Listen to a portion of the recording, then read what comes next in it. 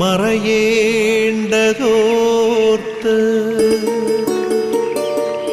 ചന്ദ്രനക്ഷത്രാദികൾ വിതുമ്പുമ്പോൾ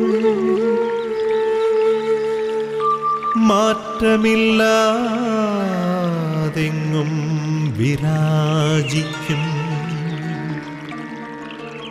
ദൈവമേ, അങ്ങയെ വാഴ്ത്തുന്നു ഞങ്ങൾ. ഉദിച്ചെങ്ങും പ്രഭതൂകും പാരിലെ സൂര്യരശ്മിയേക്കാൾ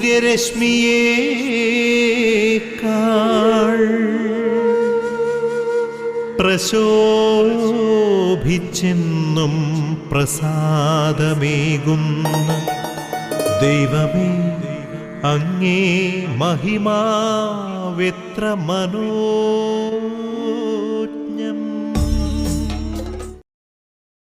ദൈവസന്നിധിയിലായിരുന്ന ദൈവം നൽകിയ എല്ലാ നന്മകൾക്കും നന്ദി പറയുക എന്നുള്ളത് കർത്താവ് നമ്മിൽ നിന്ന് ആഗ്രഹിക്കുന്ന കാര്യമാണ്.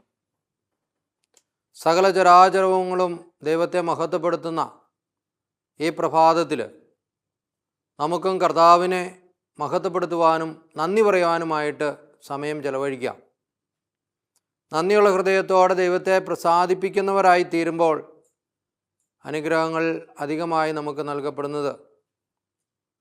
അപ്പോൾ പ്രിയപ്പെട്ടവരെ, ഈ പ്രപഞ്ചത്തോട് മുഴുവനും ചേർന്ന് നിന്നുകൊണ്ട് കർത്താവിനെ സ്തുതിക്കുവാനും നന്ദി പറയുവാനുമായിട്ട് നമുക്കും പരിശ്രമിക്കാം. എല്ലാവരെയും ഒത്തിരി സ്നേഹത്തോടെ പ്രഭാത വിരുന്ന് എന്ന ഈ ശുശ്രൂഷയിലേക്ക് സ്വാഗതം ചെയ്യുന്നു.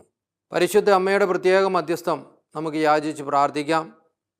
വചനം സ്വീകരിച്ച് വചനത്തിൽ ജീവിച്ച് വചനമായി അനേകരിലേക്ക് കടന്നു വരുവാൻ തക്കവിധം പരിശുദ്ധ അമ്മ പൂർണ്ണമായും തന്നെ തന്നെ മറ്റുള്ളവർക്ക് സമർപ്പിച്ച് തൻ്റെ ജീവിതത്തിലൂടെ കടന്നു വന്ന സഹനങ്ങളെല്ലാം ഏറ്റെടുത്തു. വചനമായി ഈശോയെ ഹൃദയത്തിൽ സ്വീകരിച്ചു. ആ യേശുവിനെ പങ്കുവയ്ക്കുവാനായിട്ട് പരിശുദ്ധ അമ്മയ്ക്ക് സാധിച്ചു. അപ്പോൾ പരിശുദ്ധ അമ്മയോട് ചേർന്ന് നമുക്കും പ്രാർത്ഥിക്കാം. പരിശുദ്ധ അമ്മേ, ഞങ്ങൾക്ക് വേണ്ടി ഈ പ്രഭാതത്തിൽ അമ്മ പ്രാർത്ഥിക്കണമേ. യേശുവിനെ സ്നേഹിക്കുവാൻ, വചനത്തെ സ്വീകരിക്കുവാൻ തക്കവിധം ഞങ്ങളെ അനുഗ്രഹിക്കണമേ എന്ന് നമുക്ക് പരിശുദ്ധ അമ്മയുടെ പ്രത്യേക മധ്യസ്ഥം സമർപ്പിച്ച് ഈ ശുശ്രൂഷയെയും ഇതിൽ പങ്കെടുക്കുന്ന എല്ലാവരെയും സമർപ്പിച്ച് പ്രാർത്ഥിക്കാം. നന്മ നിറഞ്ഞ മറിയമേ സുസ്തി, കർത്താവ് അങ്ങയോടുകൂടെ സ്ത്രീകളിൽ അങ്ങ് അനുഗ്രഹിക്കപ്പെട്ടവളാകുന്നു. അങ്ങയുടെ ഉദരത്തിൻ ഫലമായി ഈശോ അനുഗ്രഹിക്കപ്പെട്ടവനാകുന്നു. പരിശുദ്ധ മറിയമേ തമ്പുരാൻ്റെ അമ്മേ, പാപികളായ ഞങ്ങൾക്ക് വേണ്ടി എപ്പോഴും ഞങ്ങളുടെ മരണസമയത്തും തമ്പുരാനോട് അപേക്ഷിച്ചു കൊള്ളണമേ. ആമേൻ. പ്രിയപ്പെട്ടവരെ, പരിശുദ്ധാത്മാവിൻ്റെ നിറവിന് വേണ്ടി നമുക്ക് പ്രാർത്ഥിക്കാം. പരിശുദ്ധാത്മാവായ ദൈവമാണ് വചനം സ്വീകരിക്കുവാൻ നമ്മെ ശക്തിപ്പെടുത്തുന്നത്. പരിശുദ്ധാത്മാവ് കടന്നു വന്നു കഴിയുമ്പോൾ വചനം നമ്മിൽ നിറയും. പരിശുദ്ധാത്മാവിൻ്റെ ശക്തിയിൽ ആശ്രയിച്ച് ഈ പ്രഭാതത്തിൽ വചനം സ്വീകരിക്കുവാനായിട്ട് നമുക്ക് ഒരുങ്ങുമ്പോൾ നമുക്ക് പ്രാർത്ഥിക്കാം. പരിശുദ്ധാത്മാവായ ദൈവമേ, ഞങ്ങളിൽ എല്ലാവരിലും നിറയണമേ. പരിശുദ്ധാത്മാവെ, ഞങ്ങളെ നയിക്കണമേ എന്ന് പ്രാർത്ഥിക്കാം. അതോടൊപ്പം പ്രത്യേകമായി ഇന്നത്തെ ദിവസത്തെ നിയോഗം നമുക്ക് ഓർക്കാം. ഇന്നേ ദിവസം കുടുംബ പ്രശ്നങ്ങളിലും കടബാധ്യതകളിലുമായിരിക്കുന്ന അനേകരെ സമർപ്പിച്ച് നമുക്ക് പ്രാർത്ഥിക്കാം. കുടുംബ പ്രശ്നങ്ങളിലും കടബാധ്യതയിലുമായിരിക്കുന്ന അനേകർ, അവരുടെ ജീവിത മേഖലകൾ, കുടുംബ മേഖലകൾ എല്ലാം അനുഗ്രഹിക്കപ്പെടുവാൻ, കർത്താവിൻ്റെ ശക്തമായ ഇടപെടലുണ്ടാകുവാൻ, പരിശുദ്ധാത്മാവ് നയിക്കുന്ന ജീവിതങ്ങളായി തീരാൻ കർത്താവെ അവരെല്ലാവരെയും അനുഗ്രഹിക്കണമേ എന്ന ഈ നിയോഗത്തോടു കൂടി പരിശുദ്ധാത്മാവായ ദൈവത്തെ നമുക്ക് വിളിച്ച് പ്രാർത്ഥിക്കാം. പരിശുദ്ധാത്മാവെ, അങ്ങയുടെ വചനം സ്വീകരിക്കുവാൻ, വചനത്തെ ഹൃദയത്തിൽ സ്വീകരിച്ച് ധ്യാനിച്ച് യേശുവിലേക്ക് വളരാൻ ഞങ്ങളെയും അനുഗ്രഹിക്കണമേ എന്ന് പ്രാർത്ഥനയോടെ വചനം സ്വീകരിക്കുവാനായി നമുക്കൊരുങ്ങാം. പരിമളത്തിനുറവയാം നറുസൗരഭ്യമാകട്ടെ ഞങ്ങളുമീ മണ്ണിൽ.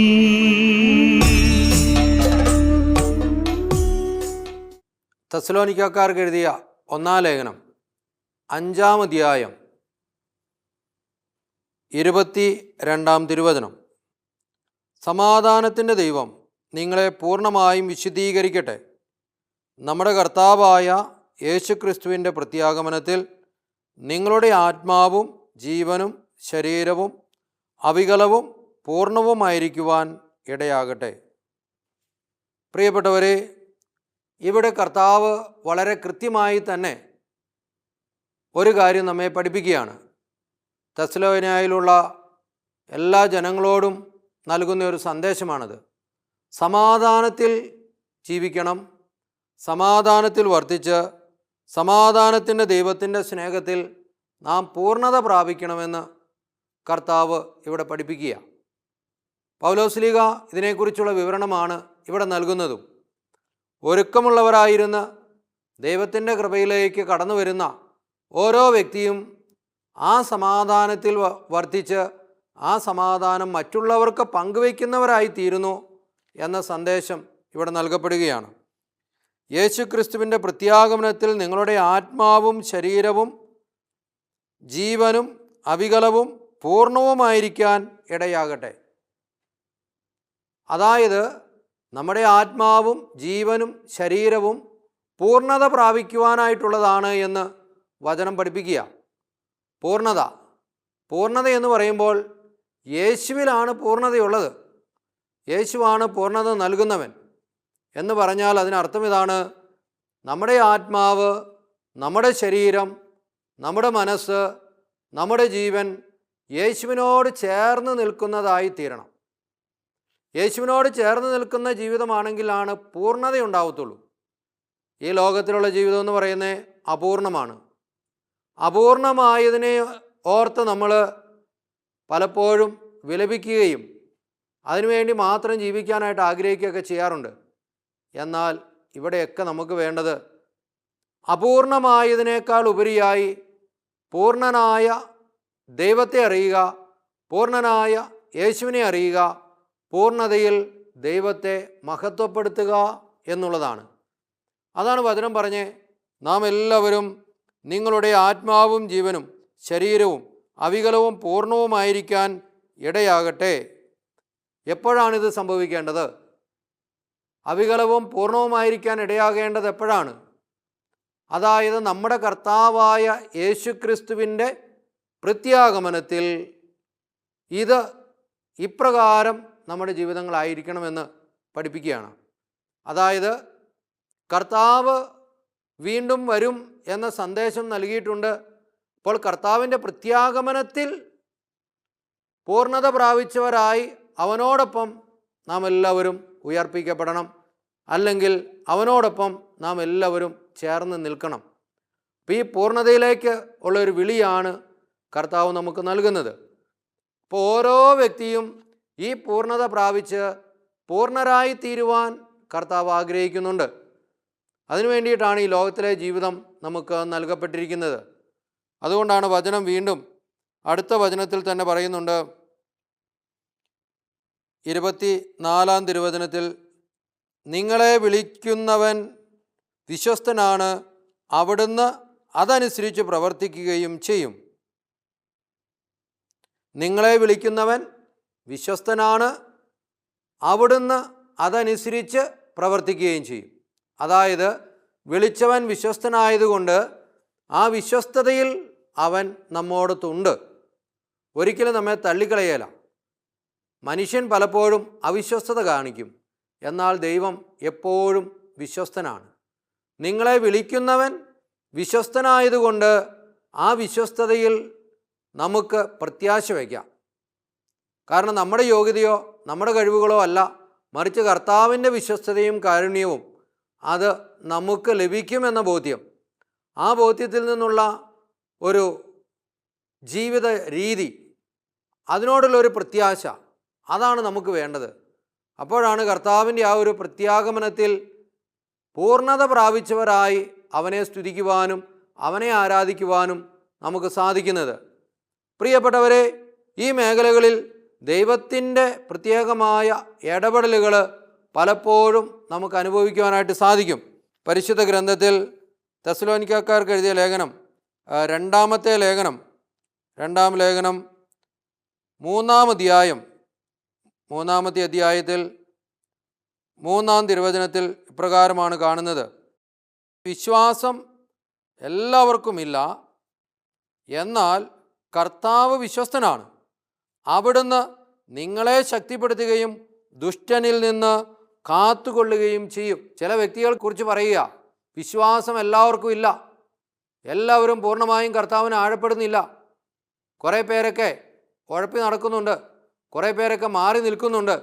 എന്നാലും അതിനെക്കുറിച്ച് പറഞ്ഞേ, അവിടുന്ന് നിങ്ങളെ ശക്തിപ്പെടുത്തും, കാരണം കർത്താവ് വിശ്വസ്തനാണ്. എന്നിട്ട് പറയുകയാണ്, ദുഷ്ടനിൽ നിന്ന് കാത്തുകൊള്ളുകയും ചെയ്യും. വിശ്വസ്തനായ ദൈവമായതുകൊണ്ട് തന്നെ അവൻ നമ്മെ എല്ലാ തിന്മകളിൽ നിന്നും ദുഷ്ടതയിൽ നിന്നും കാത്ത് സംരക്ഷിക്കുന്നുണ്ട്. ഒരുപക്ഷെ പലപ്പോഴും നമ്മൾ ചിന്തിക്കുന്ന എന്താണ്, കുറേ കാലമായി ഞാനിങ്ങനെ തന്നെയാണ് ജീവിച്ചുകൊണ്ടിരിക്കുന്നത്, എനിക്ക് യാതൊരു കുഴപ്പവും വന്നിട്ടൊന്നുമില്ല, കാര്യങ്ങളൊക്കെ നന്നായി പോകുന്നുണ്ട് എന്നൊക്കെ നമ്മൾ ചിന്തിക്കുമ്പോൾ, ഇത് ഞാൻ പ്രാർത്ഥിക്കാത്തത് കൊണ്ട് എനിക്കൊന്നും നഷ്ടപ്പെട്ടിട്ടില്ലല്ലോ, അല്ലെങ്കിൽ വെറുതെ പറയുന്നതാണല്ലോ ഇങ്ങനെയൊക്കെ എന്നുള്ള ചിന്ത മനസ്സിലേക്ക് കടന്നു വരുമ്പോൾ, പ്രിയപ്പെട്ടവരെ, ഇവിടെ തിരുവചനം നമ്മെ ഓർമ്മിപ്പിക്കുകയാണ്, എന്നാൽ കർത്താവ് വിശ്വസ്തനാണ്, അവിടുന്ന് നിങ്ങളെ ശക്തിപ്പെടുത്തുകയും ദുഷ്ടനിൽ നിന്ന് കാത്തുകൊള്ളുകയും ചെയ്യും. നമ്മുടെ പ്രവൃത്തികൾക്കനുസരിച്ച് അവൻ നമ്മെ വിധിക്കുന്നില്ല, കരുണയ്ക്കനുസരിച്ചാണ് ദൈവം നമ്മുടെ ജീവിതത്തിൽ ഇടപെട്ടുകൊണ്ടിരിക്കുന്നത്. പ്രവൃത്തികൾക്കനുസരിച്ച് നമ്മെ വിധിക്കാൻ തുടങ്ങിക്കഴിഞ്ഞാൽ, നമ്മോട് ഉത്തരം പറയാൻ തുടങ്ങിക്കഴിഞ്ഞാൽ, പ്രിയപ്പെട്ടവരെ, നമുക്ക് ദൈവത്തിന് മുൻപിൽ നിൽക്കുവാൻ സാധ്യമല്ല. എന്നാൽ കർത്താവിൻ്റെ കരുണയിൽ ആശ്രയിച്ച്, കരുണയിൽ ശരണപ്പെട്ടുകൊണ്ട് നാം നിന്നു കഴിഞ്ഞിട്ടുണ്ടെങ്കിൽ, ജീവിച്ചു കഴിഞ്ഞിട്ടുണ്ടെങ്കിൽ, നമുക്ക് കർത്താവിന് മുൻപിലായിരിക്കാനായിട്ട് സാധിക്കും. കാരണം കരുണയാണ് നമ്മുടെ മുൻപിലുള്ളത്.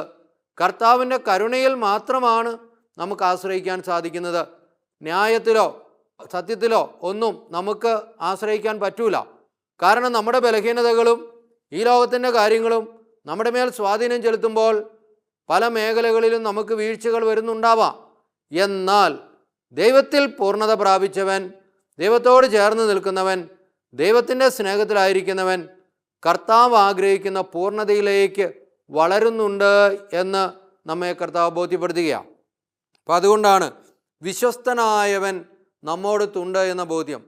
ആ വിശ്വസ്തനായ ദൈവത്തിൻ്റെ വിശ്വസ്തതയിൽ നാമും പങ്കുപറ്റുമ്പോൾ അവിടുന്ന് നമ്മെ ശക്തിപ്പെടുത്തും, ദുഷ്ടനിൽ നിന്ന് അവിടുന്ന് നമ്മെ കാത്തുകൊള്ളും.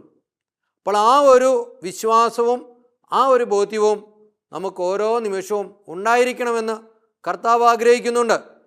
നിത്യവും കർത്താവിനോട് ചേർന്ന് നിൽക്കുന്ന ഒരു ജീവിതം, കർത്താവിൻ്റെ സ്നേഹത്തിലായിരിക്കുന്ന ഒരു ജീവിതം, അതാണ് പൂർണ്ണത പ്രാപിച്ച ഒരു ജീവിതം എന്ന് പറയുന്നത്. ഈ ലോകത്തിലെ കുറേ സമ്പത്ത് കൊണ്ട് തൃപ്തിപ്പെട്ട് ജീവിക്കുന്നതല്ല പൂർണ്ണത.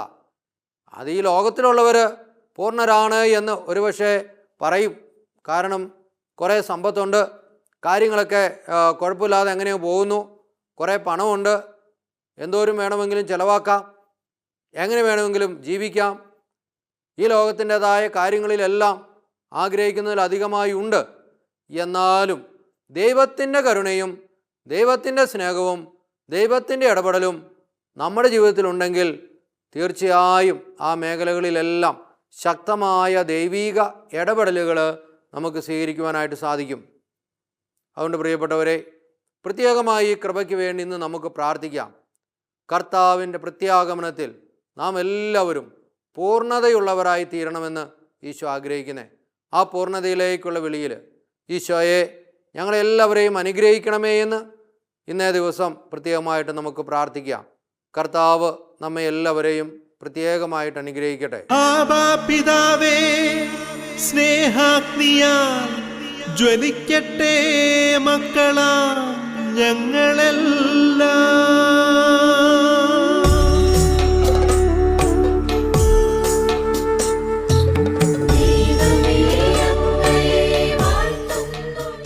കരങ്ങൾ കൂപ്പി കണ്ണുകളടച്ച് നമുക്ക് പ്രാർത്ഥിക്കാം. പ്രത്യേകമായി ഇന്നത്തെ നമ്മുടെ നിയോഗം നമുക്ക് ഓർത്ത് പ്രാർത്ഥിക്കാം. എല്ലാ കുടുംബങ്ങളെയും കടബാധ്യതയിലായിരിക്കുന്നവരെയും കുടുംബ പ്രശ്നങ്ങളിലായിരിക്കുന്നവരെയൊക്കെ നമുക്ക് ഓർത്ത് സമർപ്പിക്കാം. പ്രത്യാഗമനത്തിൽ പൂർണ്ണത പ്രാപിച്ചവരായ അനുഗ്രഹം പ്രാപിക്കുവാൻ ഈശോയെ അവരെല്ലാവരെയും അനുഗ്രഹിക്കണമേ, ഞങ്ങളെ ഓരോരുത്തരെയും അനുഗ്രഹിക്കണമേ എന്ന് പ്രാർത്ഥിക്കാം. അതുപോലെ തന്നെ പിതാവും പുത്രനും പരിശുദ്ധാത്മാവുമായ ത്രിയേക ദൈവത്തിൻ്റെ സന്നിധിയിൽ നമ്മളെ സമർപ്പിച്ച അനുഗ്രഹത്തിനായിട്ട് നമ്മൾ പ്രാർത്ഥിക്കുന്നു. സകല വിശുദ്ധരുടെയും പ്രത്യേകമായിട്ടുള്ള മധ്യസ്ഥവും പ്രാർത്ഥനയും നമുക്ക് യാചിക്കാം. സകല വിശുദ്ധരുടെയും പ്രത്യേക സംരക്ഷണത്തിൻ്റെ കീഴിൽ നമ്മുടെ ജീവിതങ്ങളെ പൂർണ്ണമായിട്ട് നമുക്ക് സമർപ്പിക്കാം. അതുപോലെ തന്നെ പരിശുദ്ധ അമ്മയുടെ മധ്യസ്ഥം ഇന്നേ ദിവസം നമുക്ക് പ്രത്യേകമായിട്ട് യാചിച്ച് പ്രാർത്ഥിക്കാം. പരിശുദ്ധ അമ്മ നമുക്ക് വേണ്ടി നിത്യവും മധ്യസ്ഥം വഹിക്കുന്നുണ്ട്. പരിശുദ്ധ അമ്മേ, ഞങ്ങളെയും ഇന്നത്തെ ഞങ്ങളുടെ ജീവിത മേഖലകളെയും അനുഗ്രഹിക്കുവാനായി പ്രാർത്ഥിക്കണമേ എന്ന് പ്രത്യേകമായിട്ട് നമുക്ക് യാചിക്കാം. അതേപോലെ തന്നെ ഡിവൈൻ ധ്യാന കേന്ദ്രത്തെ ഓർക്കാം. ധ്യാന കേന്ദ്രത്തിലെ വിവിധങ്ങളായ ശുശ്രൂഷകൾ, ധ്യാനങ്ങൾ എല്ലാം അനുഗ്രഹിക്കപ്പെടാനായിട്ട് നമുക്ക് പ്രാർത്ഥിക്കാം. ഈ ഗുഡ്നസ് ചാനലിനെ സമർപ്പിക്കാം. ഗുഡ്നസ് ചാനലിലൂടെ അനേകർ കർത്താവിനെ അറിയുവാനും സ്നേഹത്തിൽ വളരുവാനും വിശ്വസ്തതയിലായിരിക്കുവാനും വിശ്വാസ്യമായ ഒരു ജീവിതം ജീവിക്കുവാനും വിശ്വാസത്തിൻ്റെ പൂർണ്ണതയിലേക്ക് വളരുവാനും കർത്താവെ അനുഗ്രഹിക്കണമേ എന്ന് നമുക്ക് പ്രത്യേകമായിട്ട് പ്രാർത്ഥിക്കാം. ഓരോ ശുശ്രൂഷയുടെ മേലും ദൈവത്തിൻ്റെ ശക്തമായ ഇടപെടലുകൾ ഉണ്ടാകുവാനായിട്ട് നമുക്ക് സമർപ്പിച്ച് പ്രാർത്ഥിക്കാം. നമ്മുടെ പ്രത്യേകിച്ച് മരിയൻ കൂടാരങ്ങളിൽ ഇന്ന് നമ്മോടൊത്തായിരുന്ന് നമുക്ക് വേണ്ടി പ്രാർത്ഥിക്കുന്ന സകലരെയും ഓർക്കാം. അവരുടെ നിയോഗങ്ങളോട് ചേർത്ത് വെച്ച് നമ്മുടെ പ്രാർത്ഥനകളും നിയോഗങ്ങളും സമർപ്പിക്കാം. അതിനുവേണ്ടി പ്രവർത്തിക്കുന്ന എല്ലാവരെയും അനുഗ്രഹിക്കണമേ എന്ന് പ്രാർത്ഥിക്കാം. അതേപോലെ തന്നെ ഇന്ന് നമുക്ക് സാധിക്കുമെങ്കിൽ ഒരു ജപമാലയോ ഒരു കരുണ ജപമാലയോ ഒരു കുരിശിൻ്റെ വഴിയോ ഏതെങ്കിലുമൊക്കെ രീതിയിൽ ദൈവത്തിൻ്റെ പരിശുദ്ധാത്മാവ് പ്രേരിപ്പിക്കുന്ന വിധത്തിൽ ഇതിനോട് ചേർന്ന് നിന്നുകൊണ്ട് നമുക്കും ഇന്നേ ദിവസം പ്രാർത്ഥിച്ച് അനുഗ്രഹങ്ങൾക്കായിട്ട് പ്രത്യേകമായി നമ്മെ തന്നെ സമർപ്പിക്കാം. നമ്മുടെ ഇടവകയെയും ഇടവകയിലെ വിശുദ്ധരെയും നമുക്ക് ഓർക്കാം. പ്രത്യേകമായിട്ട് വിശുദ്ധൻ്റെ മധ്യസ്ഥം നമുക്ക് യാചിക്കാം. ആ വിശുദ്ധനിലൂടെ ഒത്തിരിയേറെ അനുഗ്രഹങ്ങൾ നമുക്ക് ലഭിക്കുവാനായിട്ടും പ്രത്യേകമായി ഈ ദിവസം ഈ പ്രഭാതത്തിൽ നമുക്ക് പ്രാർത്ഥിക്കാം. അതുപോലെ തന്നെ നമ്മുടെ കാവൽ മാലാഖമാരെ പ്രത്യേകമായിട്ട് ഓർക്കാം. കാവൽ മാലാഖമാരുടെ പ്രാർത്ഥനാ സഹായം, നമ്മുടെ പേരിൻ്റെ കാരണഭൂതരായ വിശുദ്ധർ, അവരുടെ പ്രാർത്ഥനാ സഹായം എല്ലാം നമുക്ക് യാചിക്കാം. പൂർണ്ണമായും നമ്മെ തന്നെ ദൈവത്തിന് സമർപ്പിച്ച് തിരുസഭയോട് ചേർന്ന് നമുക്ക് ഈശോയുടെ ആശീർവാദം സ്വീകരിക്കാം.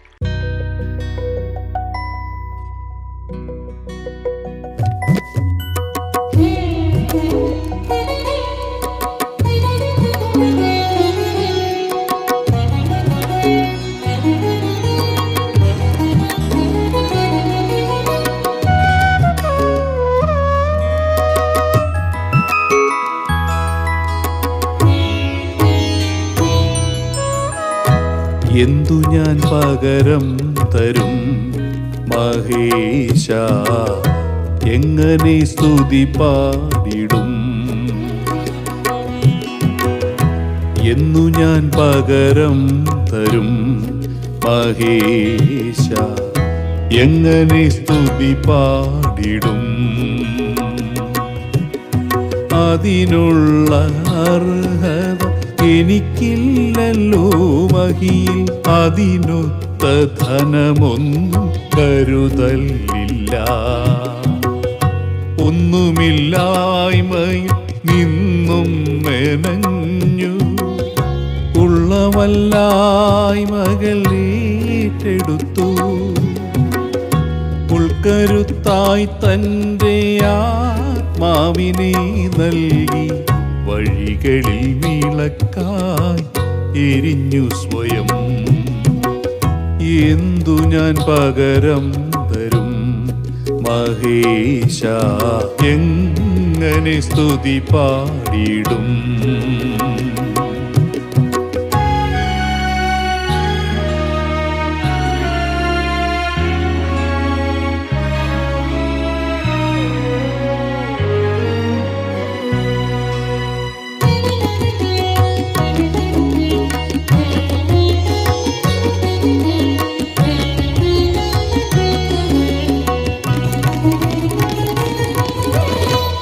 ഒരു കടുകോളം ഉള്ളെൻ്റെ ജീവിതം അവിടുത്തെ സ്നേഹത്തിൻ കരയിൽ നിൽക്കേ.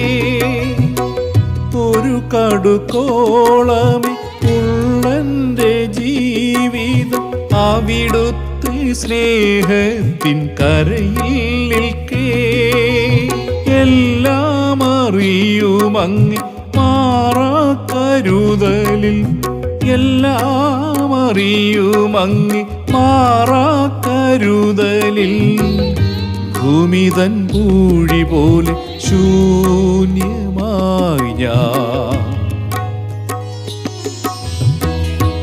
എന്തു ഞാൻ പകരം തരും മഹേശ, എങ്ങനെ സ്തുതി പാടിടും.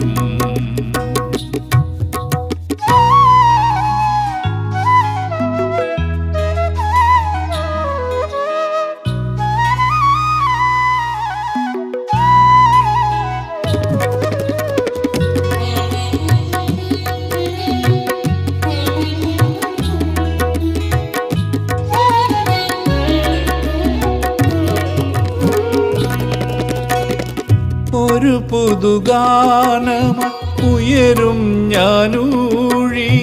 അവിടുത്തെ ആത്മാവിൻ നിറവൊന്നിനാ. ഒരു പുതുഗാനമായി ഉയരും ഞാനൂഴി. അവിടുത്തെ ആത്മാവിൻ നിറവൊന്നിനാ. ആരാരുമേകിടാത്തൊരുദ്ബോധനങ്ങളിൽ. ആരാരുമേകിടാത്തൊരുദ്ബോധനങ്ങളിൽ. മഞ്ഞിൻ സൗഗന്ധമായി മാറിടും നീവ. എന്തു ഞാൻ പകരം തരും മഹേശ, എങ്ങനെ സ്തുതി പാടിടും. അതിനുള്ള അർഹത എനിക്കില്ലല്ലോ മഹിയിൽ. അതിനൊത്ത ധനമൊന്നും കരുതലില്ല. ഒന്നുമില്ലായ്മയിൽ നിന്നും മെനഞ്ഞു. ഉള്ളവല്ലായ്മകൾ ഏറ്റെടുത്തു. ഉൾക്കരുത്തായി തൻ്റെ ആത്മാവിനെ നൽകി. വഴികളിൽ വിളക്കായി എരിഞ്ഞു സ്വയം. എന്നു ഞാൻ പകരം തരും മഹേശ, എങ്ങനെ സ്തുതി പാടിടും.